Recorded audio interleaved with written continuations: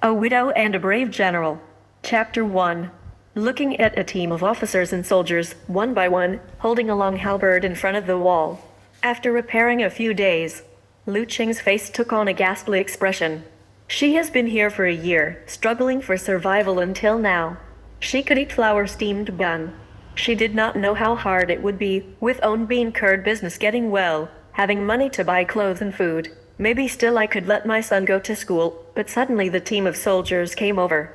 What were they doing here?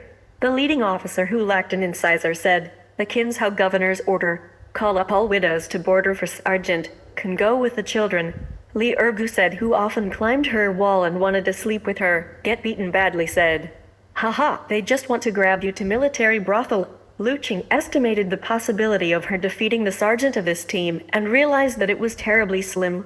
But in order to go to military brothel, she did not want to marry again. She decided to fight.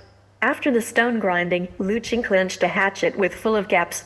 "Mother, I am so scared." The brat boy, who was easy to be fattened, clinging to Lu Qing's clothes corner, a pair of big round eyes filled with tears, but did not dare to fall. "Afraid ass, mother said will cover you for sure," Lu Qing growled, moved the slender arm, so that the brat boy did not hold her. She had to prepare to defend these people. The knuckles were already white, and Lu Qing still didn't do it because she saw a soldier outside the wall. It should be said that he was not just a soldier, he might be a team leader, a military sergeant. Unlike this group of people wearing rumpled military uniforms, the man still had an armor, although it was worn out. Of course, this was not the key. The most important thing was that Lu Qing reckoned this person had a martial art and might be very high. She should not be able to beat him. Who said that the widow was for military sergeant? The man asked before he did not go to the door. A group of new and old soldiers instantly looked at Li Ergao, who still climbed on the wall. Li Ergao scared and fell from the wall, raised some dust. "Is that what you said?" The man went straight to Li Ergao, and even the saber at the waist was pulled out. Sir!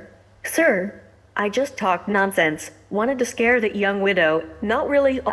Looked at the sword closer to his neck. Li Ergao, scared a direct ear and pants, shrank back to the wall, dare not to move. "I have helped my brother who defended national frontier for 7 years. Can't come back to find a wife. What is your fucking nonsense?" Lu Qing looked expressionlessly at the thin and tall figure behind the low wall. This person said that it was really true? However, whether it was true or not, simply wanted to pair these widows with soldiers. She didn't want it all, especially after seeing a team of people standing in the yard. It was terrible death for a person with a little neat freak and good looking. They were stink with ugly face. She did not know how many days they had not taken shower. She also saw there were fleas crawling inside their beard, and they just scratched and pinched fleas to die, like nothing happened. Marry such a person? She will probably become a widow again on the day of wedding. She had a slim body, but she was only 15 years old when she was married to Han Shuo's sick father a year ago.